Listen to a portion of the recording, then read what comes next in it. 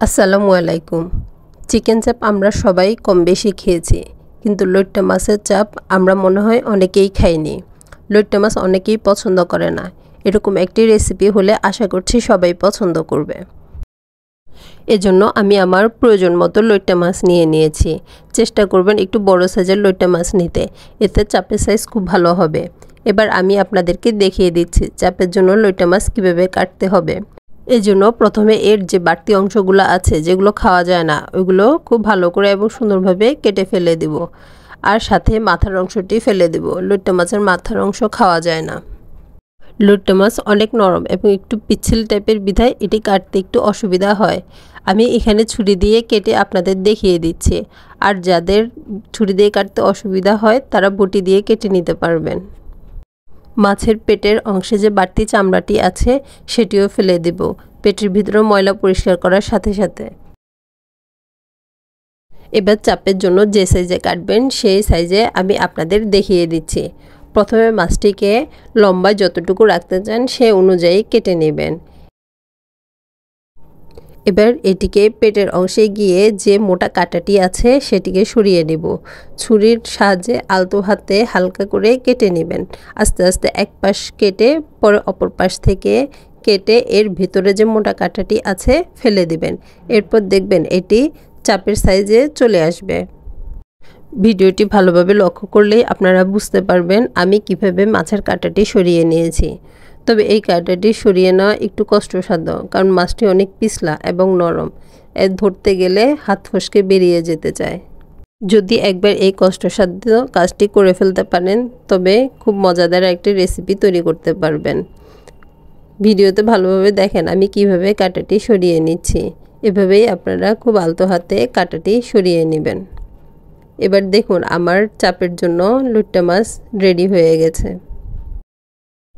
এভাবে আমি সবগুলো লইট্টা মাছের কাঁটা ছাড়িয়ে চাপের মতো সাইজ করে নিব।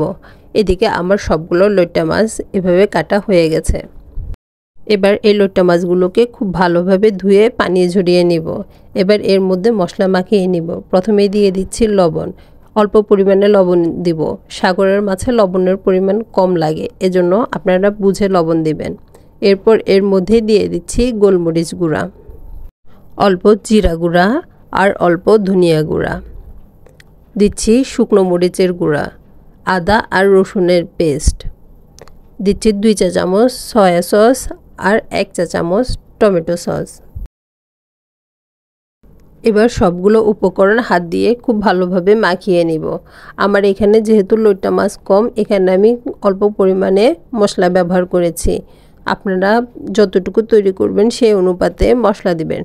তবে এই রেসিপিতে অনেক বেশি মশলা দেওয়ার দরকার নেই, অল্প মশলাতেই এই রেসিপিটি খুব মজা হয়। মাছের মধ্যে সবগুলো মশলা মাখিয়ে মেরিনেশনের জন্য 1 ঘন্টায় রেখে দিব। 1 ঘন্টা পর মাছের মধ্যে 2 চা চামচ ময়দা দিয়ে খুব ভালোভাবে মাখিয়ে নিব। ময়দা দেওয়ার পর যদি কিছুটা শুকনো মনে হয় তবে অল্প সামান্য পানি দিতে পারেন, 1 চা চামচের মতো। এবার এই মাখানো মাছটিকে ব্রেড ক্রাম্বের মধ্যে গড়িয়ে নিব। এপাশ ওপাশ করে খুব ভালোভাবে গড়িয়ে নিলে আপনার চাপের জন্য মাছ তৈরি হয়ে যাবে। খেয়াল রাখতে হবে মাছের কোনো অংশ যেন গড়ানো বাদ থাকে এবং ফাঁকা না থাকে। চাইলে আপনারা ডাবল কোটিংও করে নিতে পারেন।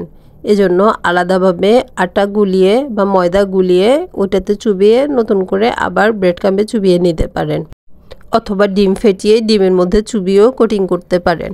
এক্ষেত্রে কোটিং আরও ভালো হবে। আমি এখানে একবারই কোটিং করেছি।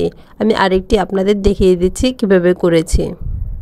এভাবে সবগুলো মাছকে আমি ভালোভাবে ব্রেড ক্রাম্বে গড়িয়ে নিয়েছি। এবার এগুলোকে তেলের মধ্যে ভাজবো। এগুলোকে আমি বেশি তেলে ভাজবো না, শ্যালো ফ্রাই করে নিব। এবার চুলায় তেল দিয়ে দিয়েছিলাম। তেল গরম হয়ে এলে একে একে সবগুলো চাপ দিয়ে দিব। একটির গায়ে একটি যাতে না লাগে ওইভাবে দিয়ে দিব। আর চুলার আঁচ থাকবে মিডিয়ামে। পরবর্তীতে আমরা চুলার আঁচ কমিয়ে অল্প আঁচে ভাজবো। প্রাথমিক অবস্থায় মিডিয়াম আঁচে রেখে একটু লাল লাল করে ভেজে নেব। আবার খেয়াল রাখতে হবে যাতে ব্রেড ক্রাম্ব পোড়া না যায়, এক্ষেত্রে খেতে ভালো লাগবে না। মাছ কিছুটা শক্ত হয়ে না আসা পর্যন্ত উল্টাতে যাবেন না।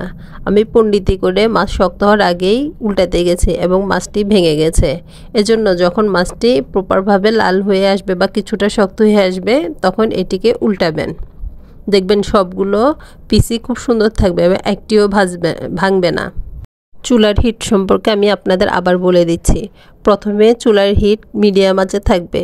যখন কিছুটা লালচে হয়ে আসবে তখন চুলার আঁচ মিডিয়াম লো হিটে করে দেবেন। এক্ষেত্রে মাছ ভিতরে খুব ভালোভাবে হবে এবং ভিতরের পানিটা টেনে খুব সুন্দর এবং শক্ত হবে। যেহেতু এই মাছ নরম, তাই এটিকে একটু অল্প আঁচে ভেজে শক্ত করে নামাতে হবে। এবং এই পদ্ধতিতে আপনারা যদি তৈরি করেন তবে এই চাপ খেতে খুবই ভালো লাগবে। এভাবে সবগুলো চাপকে আমি অল্প আঁচে সময় নিয়ে ভালোভাবে ভেজে নিয়েছি। আপনারাও চেষ্টা করবেন অল্প আঁচে সময় নিয়ে ভেজে নিতে। আশা করছি এর পরিপূর্ণ টেস্ট পাবেন। এবং সবশেষে এর মধ্যে সামান্য বিট লবণ ছিটিয়ে এটি খেতে পারেন, সাথে সস নিয়ে নেবেন। আশা করছি নতুন এই রেসিপিটি আপনাদের সকলের ভালো লাগবে। যারা লোট্টা মাছ খেতে পারেন না তাদেরও ভালো লাগবে। ধন্যবাদ।